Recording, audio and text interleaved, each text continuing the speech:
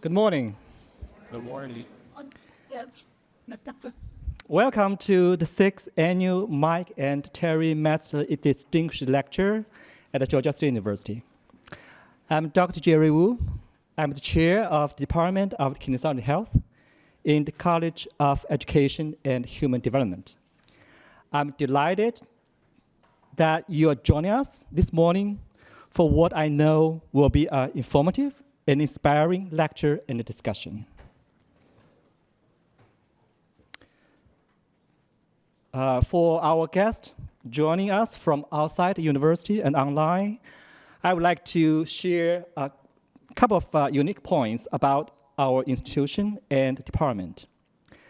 Georgia State University is a leading urban research university in Atlanta, nationally recognized for programs and initiatives that help students from all backgrounds to earn their degrees and to be successful. As the cultural and economic center of the Southeast, Georgia State provides faculty and approximately 53,000 students across 6 campuses with unsurpassed access to opportunities in one of the nation's great global centers. Our Department of Kinesiology Health offers degrees, programs in exercise, health and physical education, and sport administration to approximately 900 students. Our missions are threefold. First is to discover new knowledge and advance the understanding of the role of physical activity in health and well-being. Secondly, to educate members of society and prepare future professionals. And thirdly, to promote healthy lifestyles through research, teaching, and services. The Mike and Terry Metzler Distinguished Lecture was established by Dr. Mike Metzler and Ms. Terry Metzler in April 2018. Mike and Terry are both retired Georgia State faculty members who made significant contributions to Georgia State and Department of Kinesiology Health. They created this lecture to feature nationally recognized scholarship, research, policy, and programs that promote physical activity for healthy living. Over the years, the Metz lecture has become one of the most meaningful department traditions. On October 18, 2022, Mike passed away peacefully with Terry by his side. This was a very sad moment for all of us. The College of Education and Human Development and the Department of Kinesiology Health continue to honor his memory and the extensive contributions he made to the field of health and physical education and the teacher education. So we remain forever grateful for Mike's leadership, mentorship, and the last impact on Georgia State University. I would like to recognize Terry Metzler for her continued support in sustaining her and Mike's vision for this lecture. We are honored to have her in attendance with us today. Terry, would you please stand?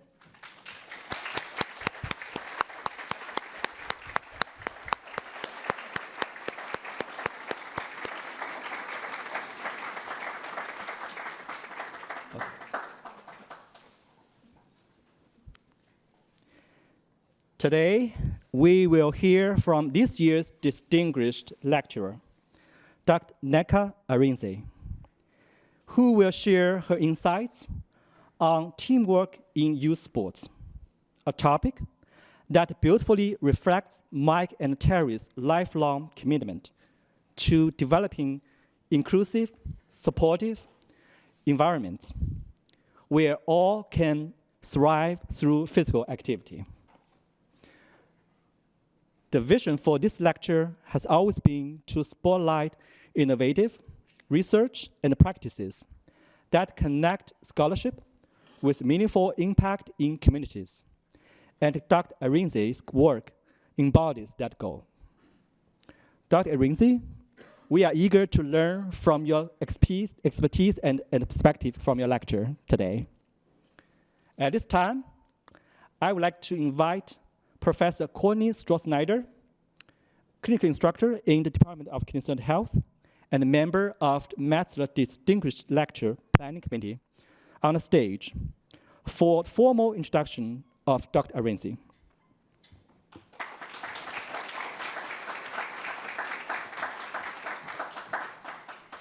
Hi, everybody. Good morning and welcome. And thank you to all of you for showing up today, and a warm welcome to all of our guests who are joining us online. Again, my name is Courtney Stroh-Snyder, and it's my honor and pleasure to introduce today's Metzler Distinguished Lecturer, Dr. Nneka Arinze, who I'm now going to refer to as my friend. We had a good breakfast this morning. For the past 3 years, Dr. Arinze has served as the Laureus Sport for Good Atlanta Manager, a role through which she supports growth and impactful programs that use sport as a tool for social change. She is deeply passionate about sport-based youth development programs, and in her position, she works closely with grant recipients while building a collaborative network of organizations that are committed to empowering young people through sport. Before joining Laureus Sport for Good, Dr. Arinze worked in a research setting. Making the shift from research to hands-on community-based work has allowed her to directly engage with sport-based youth development organizations. This transition has given her the front row seat to the challenges and opportunities that shape youth sports today.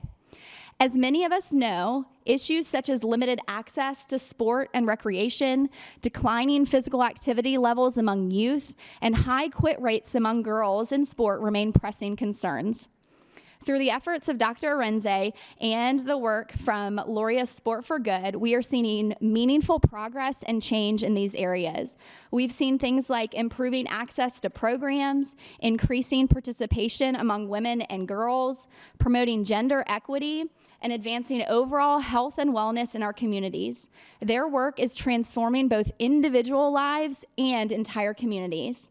I can't wait to hear what she has to share with us today. Before we begin, we have just a couple of housekeeping items for all of us to be aware of.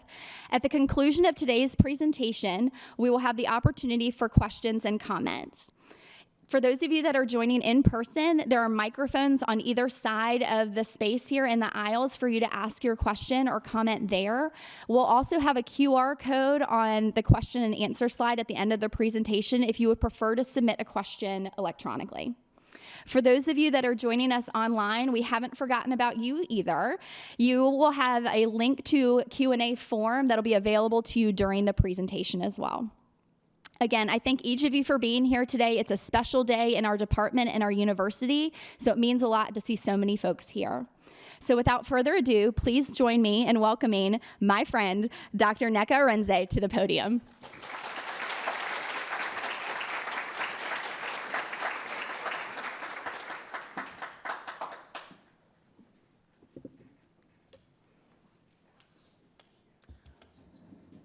Hello, everyone. As mentioned, I am Dr. Nneka Arinze.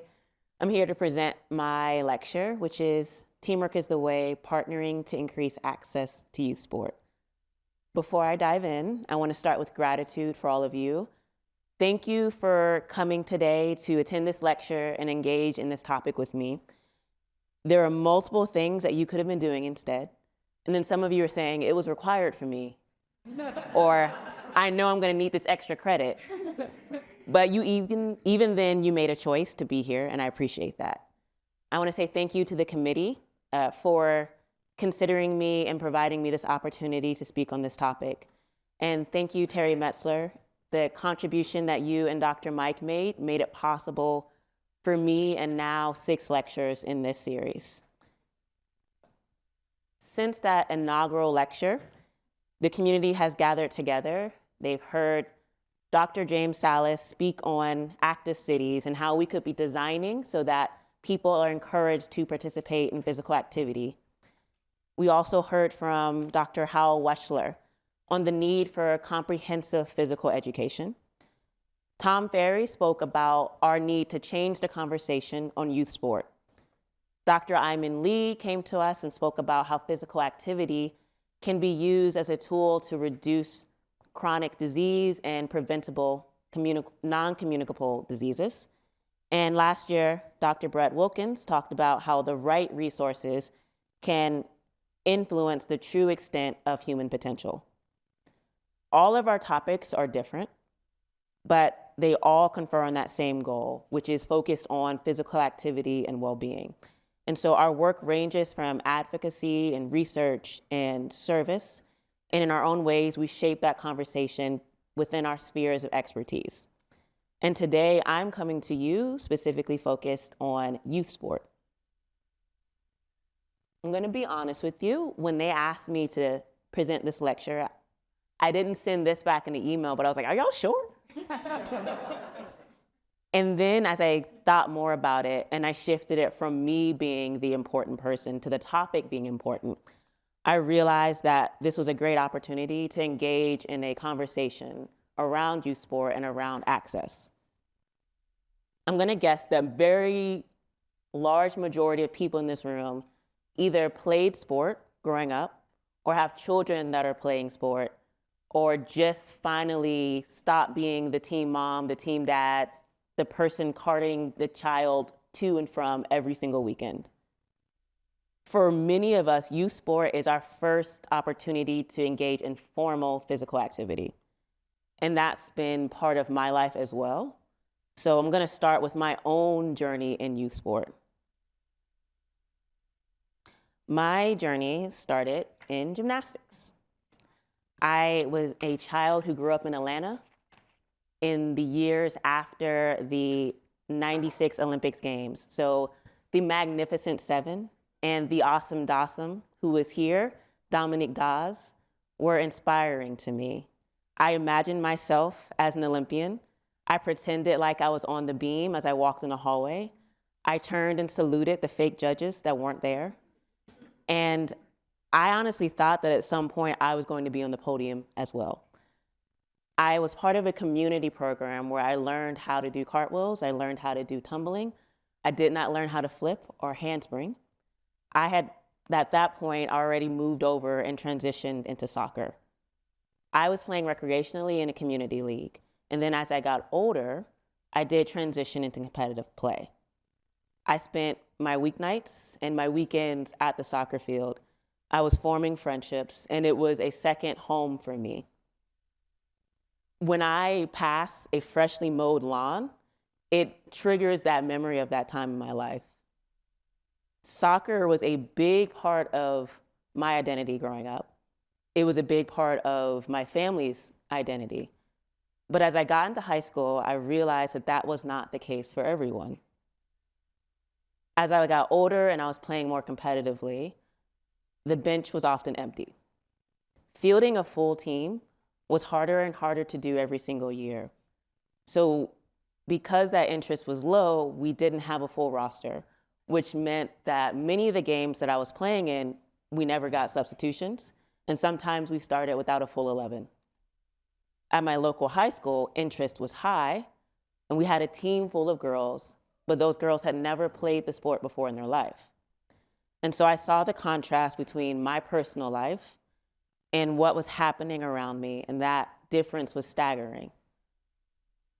It's one of the reasons that I first started thinking about the idea of access to sport and what all factors into why someone does or does not participate in sport. And so as I was taking all that in and thinking about what I wanted to do with my future, I started to think that it was probably going to be around how I might be providing opportunities in sport. But it wasn't exactly clear exactly how I was going to do that. So when I transitioned out of playing, I took to those sidelines, but as a coach. I volunteered as a coach for youth soccer. I was coaching girls' teams. And then I also worked with physical activity programs. I found that those questions around access, around the how, the why, the who continued to come up as I was doing all of that work. And so then I decided to do a PhD to dive into those questions more deeply. And when I was at the University in Connecticut, I learned about the concept of sport-based youth development. I worked within a school leading programs. I worked directly with girls and getting them access to those programs. And I studied that topic deeper, and eventually my focus was on how peer relationships influence the factors and how girls were experiencing programs and their decisions to be involved. And then now, I am working as the Atlanta program manager for Laureus USA. And in my role, I've moved off the field, I'm out of research, and I'm directly working with the programs that are doing the work. I work with them as we create more opportunities for sport around Metro Atlanta. My professional life is centered around the many ways that we can be increasing access to sport. I work to support our grantees. I convene our network and bring us all together around our shared vision that sport is a powerful tool to change lives and change communities. And I'm constantly looking for ways to engage our network as we think about how we could be addressing the issues that are facing the youth sports sector and our communities at large. And then I can lead you to ask why, because I spent pretty much my entire journey looking through the lens of how are we increasing access to sport. And if you think about this lecture series, I've been involved in the direct service, the research, and now the advocacy of all this work around youth sport. And I've been doing this because I believe that sport makes a difference. And I believe that sport has the power to provide opportunities for young people. And then you could ask, okay, but specifically, why sports?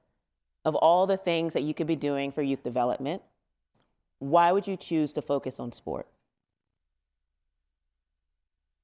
I would say to you that it's because I believe that there's many benefits to sport. If I'm looking at just my own experience and I think back to my childhood, I could think about all the friendships I developed, all the fun that I had. I could point to how it created a space for positive relationships with coach and how it influenced my health in a positive way as I was growing up. And then now, even as an adult, all of those past experiences have shaped how I think about physical activity now.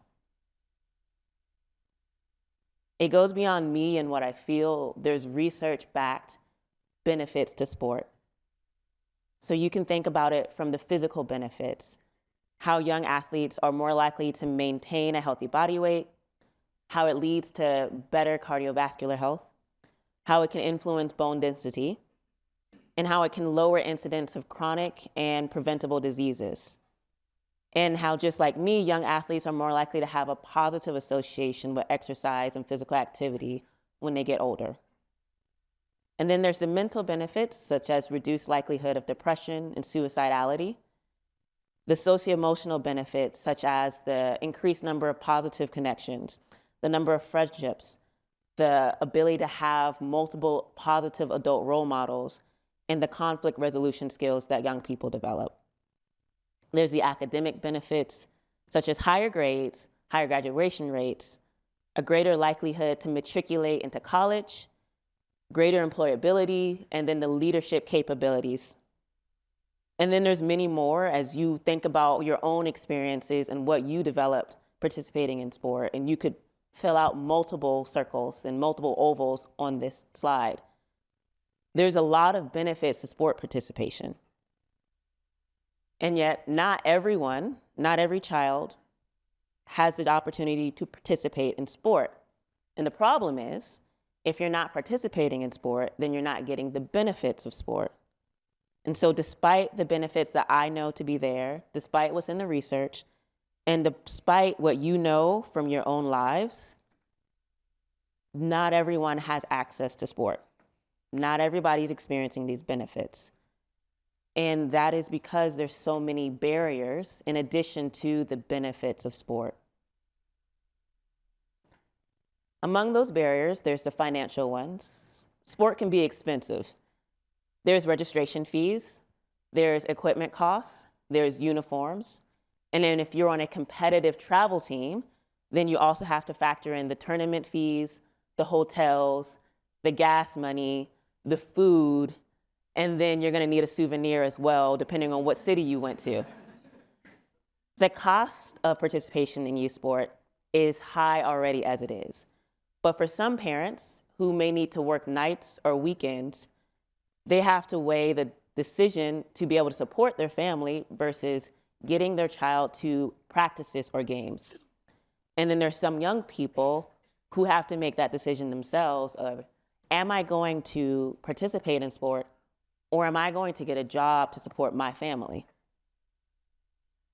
When this is happening and young people also have the barriers of the cost associated with it, and then you have to add on to that the transportation and how hard it can be to coordinate to get a kid to and fro, how much it can cost, then that is also leading kids out. And then in addition to that, for some athletes who require accommodations or adaptive sport, there just aren't programs there that are equipped to serve them. And if the programs exist, they might be so far away and the equipment costs so high that it's not a real option. And then maybe your family has the money, you can get there, the accessibility is not an issue. Maybe it's what we believe that is our barrier. It can be what we believe about what young people should be doing with their time, what an appropriate activity should be, and whether or not we value sport. And sometimes it's our fears about the institutions that are promoting programming that keeps us away as we try to protect ourselves and our families.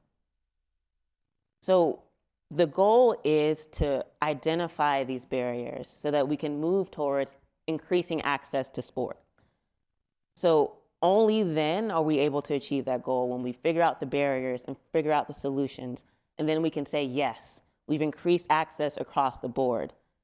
But there's an asterisk, there's a caveat. I'm saying we want to increase access to sport, but we don't want to increase access to just any sport. There's many, many benefits to sport. And it's the socio-emotional, it's the academic, it's the physical, it's the mental.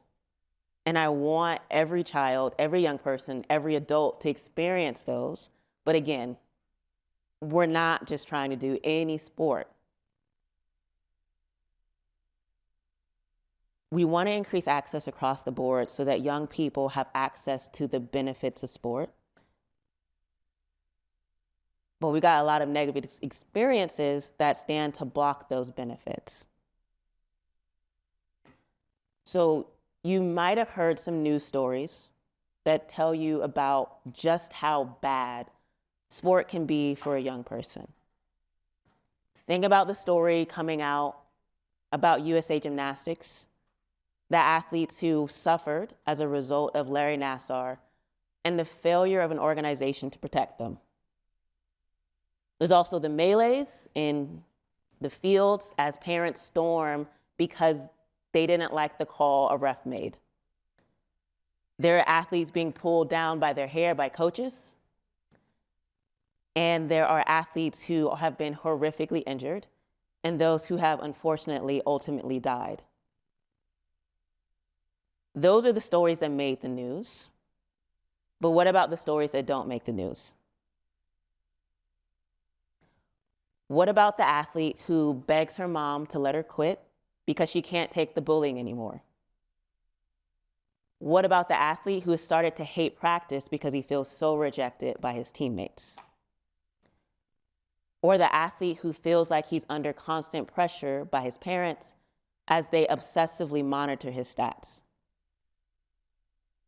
Or the athlete who is burned out and who has lost the joy of sport? Or the physical, emotional, and sexual abuse that athletes have experienced at the hands of coaches, staff, other athletes that never went reported and forever altered their lives. As you look at this slide, it's a little bit of a mess. It's probably hard to read. There's a lot on here. There's a lot of interconnected boxes. So if you are someone who's really into graphic design, are really into procrastinating and you work on your PowerPoint slides, you're probably thinking, I could use the space better. I could put stuff somewhere else. You might think if I was more intentional about it, the slide would look better. I'd probably have a better result. And that's the point. When we're saying just any sport, this is the kind of landscape we end up with. We end up with something random that doesn't necessarily get us to the goal, that doesn't necessarily get us to kids who experience the benefit of sport. It's painful to see. I don't want to see it. That's not what I mean. And that's what I'm pretty sure you don't want to see either. So when I'm talking about increasing access to sport, I'm being very specific. I mean increasing access to quality sport across the board for everyone. But what is quality sport? Quality sport is safe, it's positive, and it is intentional. First and foremost, it's safe. An environment should be free from hazards. Playing surfaces and facilities should be maintained. Rules should be in place to protect athletes from injury. Athletes should have proper equipment, receive adequate skill training. Coaches should be trained in how to teach technique in a way that is age appropriate, and in addition to physical safety, there should be psychological safety. Athletes should feel like they belong and that they're free to grow and make mistakes. And safeguards should be in place that prevent all forms of abuse, whether it is at the hands of staff, coaches, players, or parents. Sports should be positive. Participating in sport should be fun. It should be enjoyable. It should be a space for positive connection, for strong supportive relationships with their peers and adults that are characterized by warmth and trust. Youth should be motivated to continue to grow and develop with an emphasis on how they personally are getting better over time. And they should have a sense of autonomy and agency over their experiences. Sport experiences should be intentional. They should be intentionally designed with a structure that is appropriate for the young people in that program with respect to their age and their skill level. Sports should be designed in a way that makes it accessible for athletes across the ability spectrum. The environment should be designed to reach the desired outcomes. That's including how we're using physical space, the rules and expectations, and the method of teaching. Athletes should have the opportunity to learn new skills and progress within an appropriate level of challenge to keep them going. When we're intentional about how we use and design sports spaces, when we make them safe and positive, then we get to the outcomes that we know that sport can provide. But how do we get there? How do we get to this world where every child has access to a quality sport experience? We get there together. We get there through partnership. And we do it together because it is for the good of the youth, for our organizations, and for our community. For the best youth outcomes, we have to recognize that sport is just one aspect of a young person's life. Sport is powerful, but it is not their entire life. They have families, they go to school, they're part of religious organizations, they live in counties, they live in countries. There are multiple levels that intertwine to affect them. So as we think about the outcomes that we want our sport programs to provide our young people, we have to think about how that's connected to the outcomes in the other aspects of their lives. And then for stronger organizations, we have to recognize that there's already organizations that are out there that are trying to fulfill their missions, that are trying to increase access to sport. But to do that, they need resources. They need facility access. They need the ability to attract and retain quality staff members and volunteers. They need money.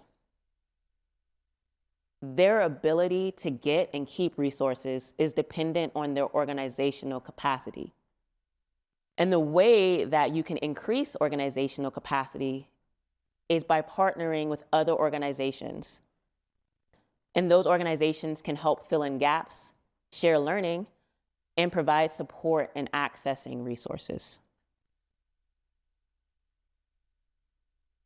As we think about community level change, we have to remember that a community is a group of people who are linked together by a shared characteristic.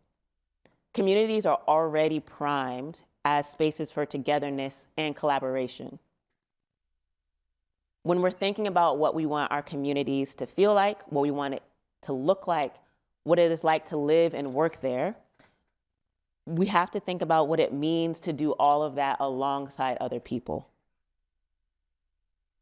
And as we start to think about beyond just a better outcome for an individual young person, and for what it means to ensure outcomes for youth throughout the entire community, that means that we have to define the problems, map assets, and create a shared vision for moving forward. And that requires us leveraging the people and the places and the tools that are already there to build the solutions that we need. For the entire community to benefit, our work needs to be in partnership with the entire community. We use partnerships to stretch scarce resources, to learn, to build relationships across differences, and to talk about the real issues that we need to deal with in order to form a path towards change. But if I'm saying that we need a partner, what is partnership? Partnership includes a relationship between two or more parties that receive mutual benefits, and they work toward shared goals and visions that they've agreed upon together. The partners come to a shared vision. They think through what they value, what's important to them, what matters to them, and what success looks like. They think about the ideal world that they can build together. And maybe that is a formal, documented vision, or maybe it's less formal and it's an idea that they've shared over coffee. But that vision is what's guiding their partnership and their work together. And then all parties have to get something out of this. It isn't lopsided. It isn't mutual. Everyone needs to gain something, or else it's just use. And then working backwards up that slide, it's a relationship between two or more parties.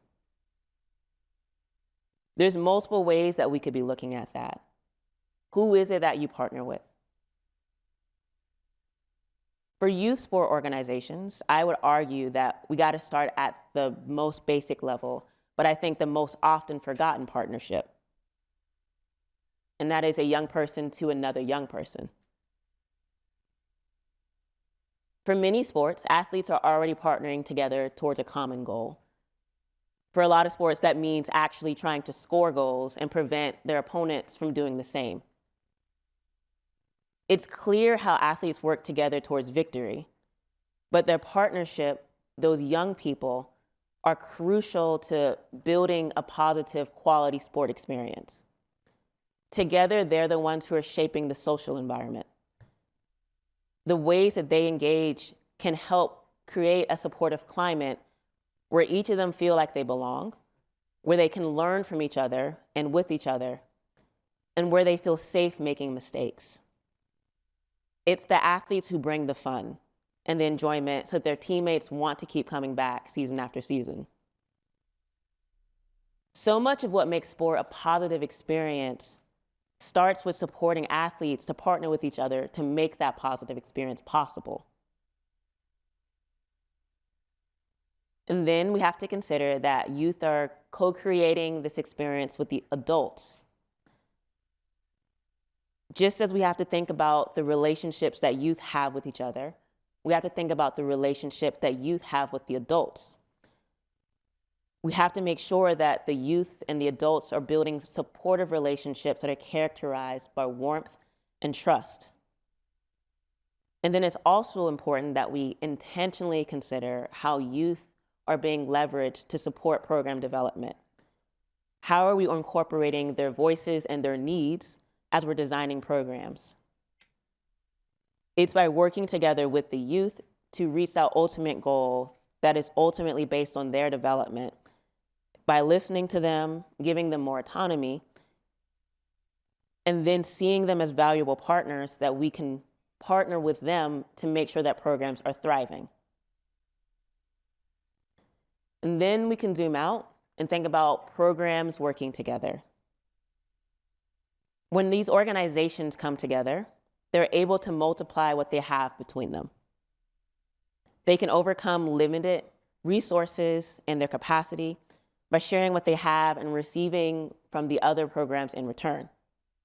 Program A might share access to their facilities so that Program B has a space to run their practices. And then Program B might be sharing their expertise when it comes to developing lesson plans. And then both programs can work to make introductions and a way forward for them to make connections in other departments and other organizations. Working together doesn't just strengthen organizations because they're sharing their existing resources. It allows them the chance to innovate, to create something new, and to solve problems in ways they couldn't do on their own. Oftentimes, the solutions we need require collaboration across multiple levels because our problems are complex. Moving beyond the sports system and considering how different sectors can work together, we can think more about how we can address many of the barriers in youth sport. So if we take transportation as a barrier and use that as an example, we might think that addressing transportation might mean paying for a van so that we can get some young people from the school to the practice field. But it could also mean that we might need to think about how traffic patterns are shaped and how do we make roads safer for bicycles and pedestrians. It could also mean that we need to address the issues of violent crime along the route so that families feel safer allowing their children to walk to the sites. Or it means addressing economic issues that make it hard for parents to afford personal transportation or make it to their children's games. To get to these solutions, it requires pulling youth sport organizations, governments, schools, nonprofits, and corporations together in a room to break across the silos and make decisions together for greater success. Each of those levels of partnerships stretch and affect other layers. The partnerships that youth build shape how they interact with the adults in the program. And then as the adults are interacting with the young people, they're more informed about what the youth are experiencing and they're building better programs. They have a keener idea of what they need and the resources they have to go after. So when they're meeting with programs, they're thinking about the problems in a different way. And as those programs engage in partnership, they understand it at a different angle, so then they know which sectors to reach out to and how important it is to work with those different sectors to make real change. And then we can move to think about this partnership as between you, me, and then everyone else coming together. We can think about how the entire community is working together to come up with more than just quick fix solutions. It's about how we together, fully as a community, can rethink the root causes that have led so many young people to be on the sidelines. We can think about all the different issues that are making it so that young people can't access the benefit of sport. The goal is not to have a bunch of one-off partnerships putting out multiple fires. The goal is systems change. With systems change, we move away from thinking about change on an individual level to thinking about how we're shifting our institutions and our culture overall. It's thinking about what programs are needed for an immediate effect to provide crucial needs to individuals, but then thinking about how we can scale those programs to meet the needs of even more people. And then from there, it's taking a step back to consider what's causing those problems in the first place. And then how do we shift as a society to think about the problems and the people affected by them in a different way? If we think at the basic level about our approach to increasing access to sport, let's say we have programs that's provided a spot for 10 young people, and then we were to scale that and provide funding for an entire neighborhood to get access. And then we zoomed out and thought about what was the issue in the first place that made it hard for those kids to get access to sport. And maybe it's those barriers that I listed. So maybe it was transportation and money. And then that leads to policy change, making school sport free for every student, taking out the barrier of transportation and the cost. And then we work to help the community see the benefit of sport. And that leads to public support that maintains that momentum, that loops in corporations and government entities to help keep the funding going. In my work with Laureus USA Sport for Good Atlanta, this is what we're striving to do. We partner with other nonprofits and foundations. We work across sectors, and we work with youth sport programs and corporations, inviting everyone in the community into the room who shares our vision. In my work, I've seen the power that comes when we provide space for organizations to come together, to share resources and engage in learning. I've seen the change that happens when you convene these youth sport organizations with other nonprofits and with the government, and with like-minded individuals in the community to think about new solutions, to think about how you can shift systems and how you can partner together. And that's leading to solutions that are bigger and change that is more long-lasting. If I'm honest, systems change is big, and it's sometimes a daunting concept. It takes a lot of work. It takes coordination, and it takes communication across difference. It takes longer, so it's tempting to stop and continue to go back to individual solutions here and there, instead of digging into the bigger issues that are causing the problems. But diving in and doing that work of system change is where the true victories come from.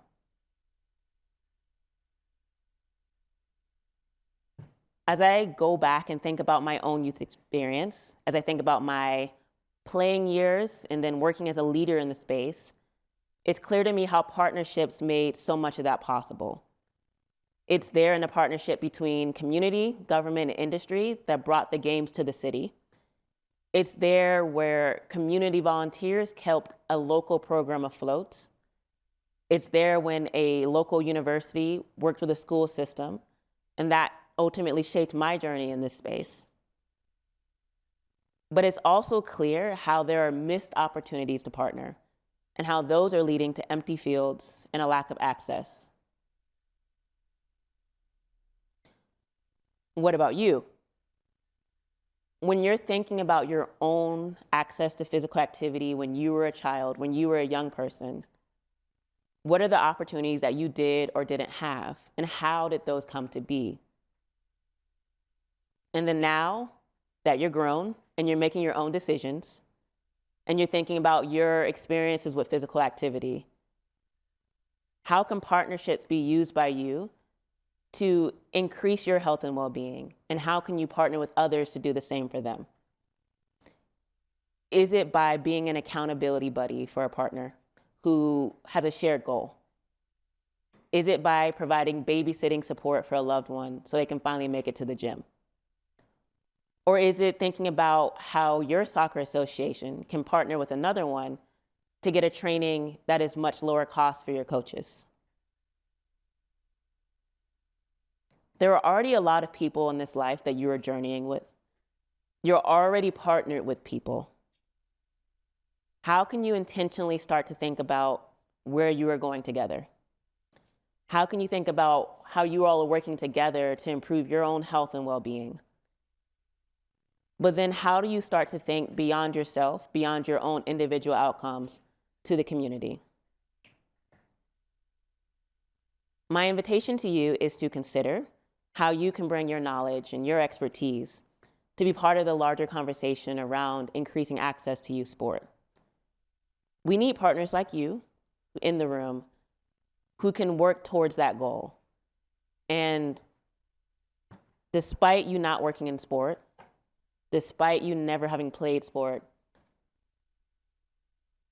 we need you there because you bring something different. How can you be that voice to help change the movement? And how can you work alongside young people, programs, and across sectors to make change for the community at large? So this is the end of presentation thank you, but it's also a thank you because I'm actually inviting you to partner, and because I know that you will be engaging in partners, this is a preemptive thank you for doing the work.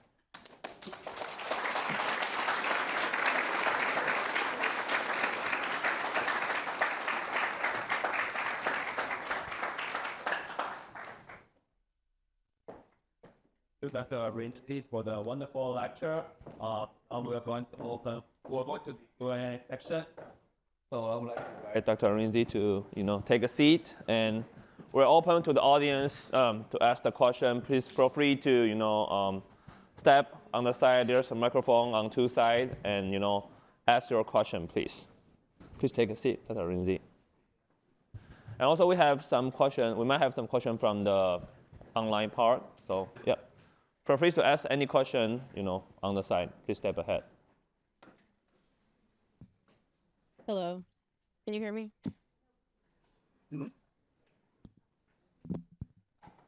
Okay. Oh, by the way, I'm Dr. Huang. I'm assistant professor at exercise science in Department of Kinesiology and Health, and I'm the committee chair for this year's semester lecture. So I would like to thank again for everyone participating in this wonderful lecture and this wonderful lecture from Dr. Rinsky. Okay. My question is, how do you feel about the decrease in play-based learning in schools, and how can we bridge that gap with what you were talking about in your presentation? So how do we bridge the gap between the decrease in play-based learning in schools? So some of you might be aware that recently DeKalb County had a whole thing where they were going to drop recess significantly. And it was parent groups that spoke up and made it so that their voices were heard. So one, I don't feel good about reducing play and physical activity for young people, especially since a lot of those outcomes, reducing it so that you can add more time for reading, some of those outcomes could be improved with the physical activity in school. Mm-hmm. So I think some of it has to do with the community who's affected speaking up, of course, but then it's also around how are we communicating how these goals align? So how can we speak to what play does, and specifically those teachers and those staff members who may not know and see it differently beyond their own experiences, and those policymakers who may not know or see it beyond their differences. So I think it starts with igniting the community to feel passionate enough to speak on their own behalves, but also using the research and as a tool to shape the minds. Thank you. You're welcome. Good morning. Thank you for your lecture. My question is centered around youth transitioning into adults. We know that there's a lot of positive benefits to sports, but is there any research that speaks to when athletes transition to adulthood, why they may have issues? They were very talented, they had a huge support system, and oftentimes when they're no longer involved in the sport, a lot of that disappears and then they struggle. So is there any research that just speaks to why the benefits are not long lasting for certain individuals as opposed to others? So there's definitely research. Take all of this with a grain of salt since it's not my research, but dive into that. So some of it has to do with the environment that was created and shaping those athletes' identities specifically around sport. And so if their identity is I am an athlete, and then you take athletics away from me, then you can start to lose yourself. And so the benefits that sport provided may not be there because of how that was done. So speaking unqualified, like, I would say that part of it has to do with making sure that young people are supported in seeing themselves as more than athletes, and then creating support systems where the community is constantly telling them that even if you make this mistake, even if you don't go on to this school, even if you don't become a professional, these are the good things about you still. Thank you. Courtney, do we have any question from online? Let's do an online one, and then we'll come go over there, to you yeah. or there. All right, so this first question says, are you aware of any correlation between mental health in youth enrolled in team sports, like traditional sports like basketball, soccer, versus youth enrolled in individual sports like running or swimming or gymnastics? So my short answer is no, I don't know the differences. But I know that some of the research does point to that team environment being very different than if you're in an individual sport. So for any athlete, the environment that's being created in that sport. So if you are in a recreational swimming program and everyone's cheering each other on, could be very different than if you were in a basketball program that is high stakes and you're getting information about how you need to succeed all the time and how that might affect. But we can see a lot of stuff that's come up with different athletes who've taken their lives, whether or not they were a team sport athlete or an individual athlete. So regardless of the sport, those supports need to be in place. But again, that's me speaking to something that I'm not qualified to speak to. Thank you. Can you hear me? Okay. So I know you talked about one of the things was like as girls get older, there's less participation in sports.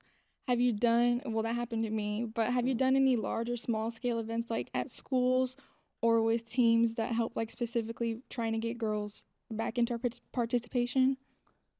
Yes. So a larger understanding of the organization I work for is Laureus USA.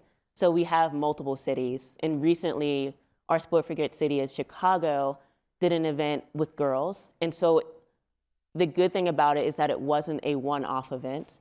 It was part of a larger series in which they were working with organizations as they thought about the different ways that they could be engaging girls in sport. In addition, you've got Dove has their Body Confident program. So one of the issues being, as girls are growing, they feel different about their bodies. They may not feel as comfortable in the uniforms that are provided. They may be navigating the different things that people are saying and how they're feeling. And so that programming is being used now by coaches so they can find ways to help those young athletes think about those barriers and think about their bodies in a different way. So supporting coaches so they know how to speak to athletes long-term and develop those tools for them. That's the biggest one. You. I have another one from online. You're very popular over here. All right, here we go. This one says, in your opinion, how has the advancement of technology impacted youth participation in sport and or access to sport? What might be some potential benefits?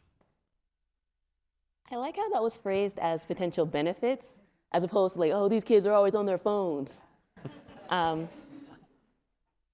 think, and a lot of my lens is through supporting programs. So some of the benefits that I'm seeing is that there's more virtual trainings available to coaches now. The registrations for parents is a lot easier. Access to curriculum for young athletes is easier to get to. So there's ways that technology is helping with that. But I think that sometimes just, even if it is the young person is on their phone, if the young person is on their phone building community, I think that that's also a way that they're being supported. But I don't even know if that fully actually answered that question. Okay. I think you want to ask a question or? Okay, please go first. Hi, good morning. Thank you for your lecture. I'm a student here at Georgia State. I'm a former athlete, and growing up in the 80s and 90s, when I would try out for public school, make the team, we didn't have to pay $200 and $300 when we made the team. We did a fundraiser, and the school sponsored a home away, and we might fundraise for sneakers, or we had other sponsors that would do that. Do you think the lack of participation now in the 2000s or this era is a lack of funding for our public schools and keeping kids from going out or trying out or participating in sports? I think that funding does play a big role, especially because the expenses of sport are increasing. So as we think about how, and then this is going on to like how government is thinking about things and who's in government and how they value sport, the way in which funding is streamed to schools, how those schools are able to allocate dollars, what are the types of decisions that they have to make or the cuts they have to make. And for them, as they're thinking about their students and their goals, a lot of times the cut is to athletics. And so when schools don't have the ability to subsidize it, then it does make it harder for athletes. And I think that sometimes we can think that a $50 fee for a young person and that's it is a low fee, which in comparison to some of these programs it is, but that's still money that a family has to come out of pocket for. So yes, definitely budget cuts definitely does impact access to sport, especially in school sport in this example. Because they have unlimited funding for defense, but for education, paying teachers, and they talk about obesity, but they won't put forth money, like you said, about to cut recess. So I'm just trying to understand the importance to the government for our youth, and they claim that they're inactive, they're non-sociable, not active enough, obese, but they cut the funding for that. And I'm not understanding it. So, like I said, I grew up, everybody was involved in sports. Like I said, even in being I'm an inner city kid from Detroit, and that all we had to do was just make the team. That was just a challenging part, just making the team, because there's so much competition. It wasn't the fact that we had to pay so much money just to play in recreation. I'm not even gonna say public school, just recreation. And now, kids paying $200 and $300 just making a cheerleading squad on a high school team. It's ridiculous. So I'm just not understanding how the government sees this and it won't put forth or help, but they complain about our youth and our children not being involved and being disassociated or not interactive or obese. And it just doesn't make sense to me when they have an unlimited credit card to supply bullets and guns. So to the point, a lot of the work that has to happen, especially when we talk about system change, is around how are we shifting our thinking about different things? How are we increasing understanding about the value of sport? How are we communicating that to other people?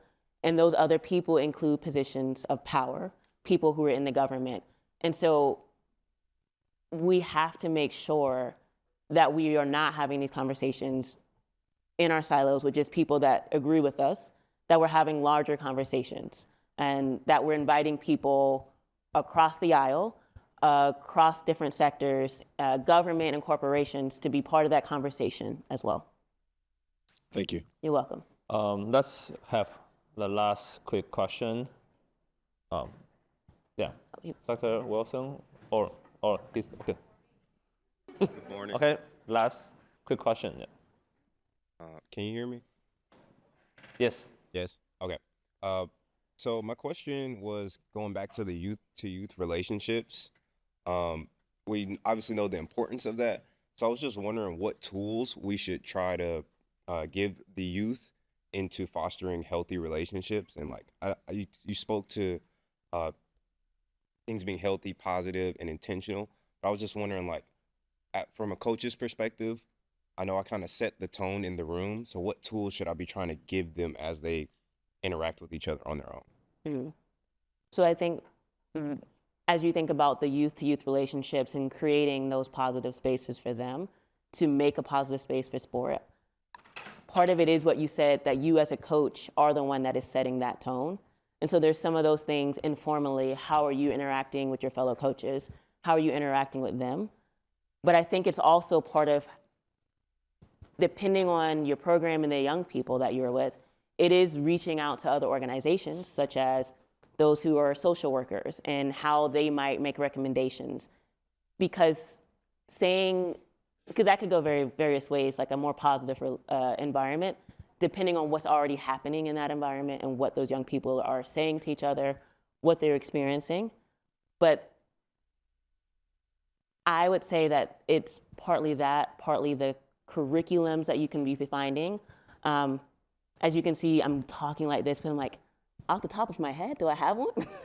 But I do think it starts with you being open and willing, and we have people on staff, Dr. Lauren Beasley, who's very helpful with providing those trainings around how you create those positive environments. But yes. But connect with me when my brain starts working again. No, thank you. You're welcome. Thank you. Last question. Lucky me.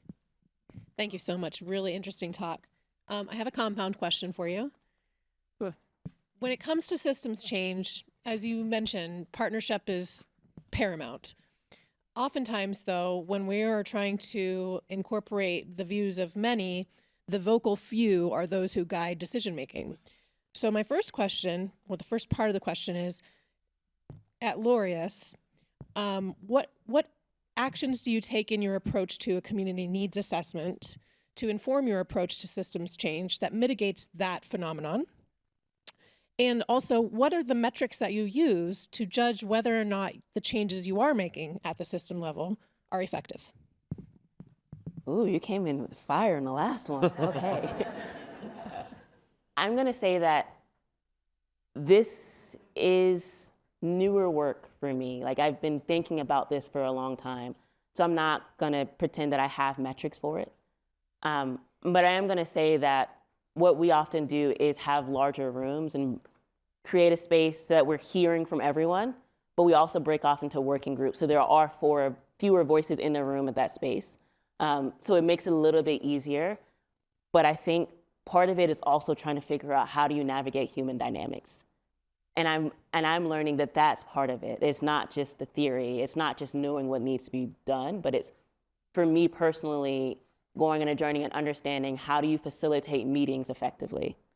How do you make sure you're providing space for people to speak up when there's been voices in the meeting that have been overpowering?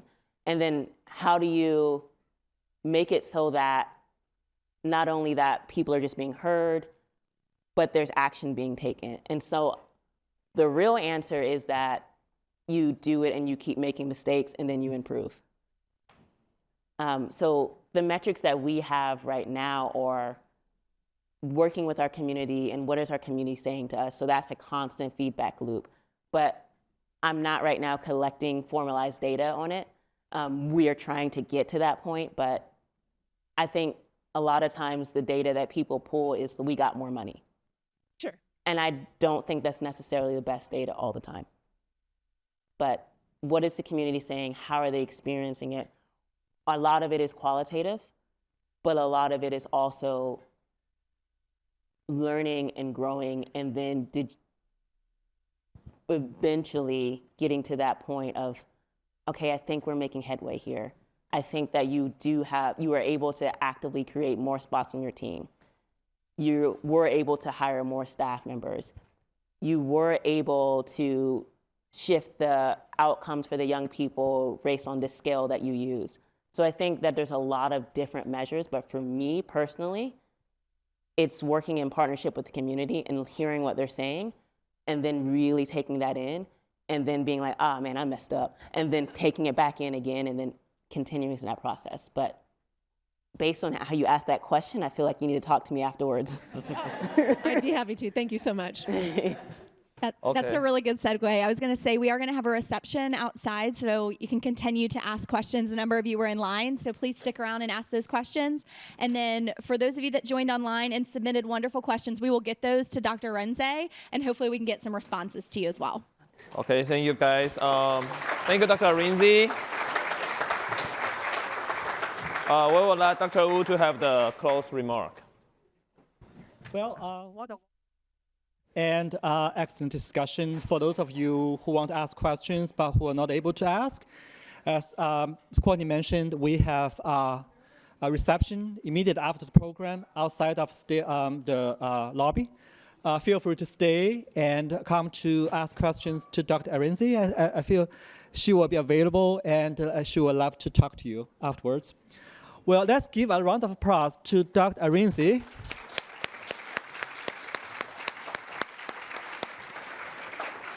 And also, I'd like to thank the Maxler Distinguished Lecture Planning Committee, Dr. Philip Huang, Dr. Kong Jingfi, and Professor Courtney Stroh-Snyder. Would you please stand? Let's give them a round of applause. I also want to thank the CEHD Office of Communications, Director Angela Turk, and her team, Claire Miller, Ivan Vessel, and Hilary Meisler.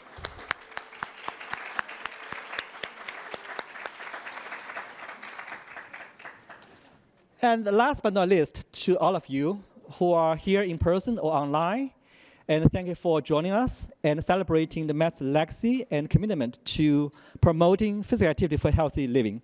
Let's give us a round of applause too.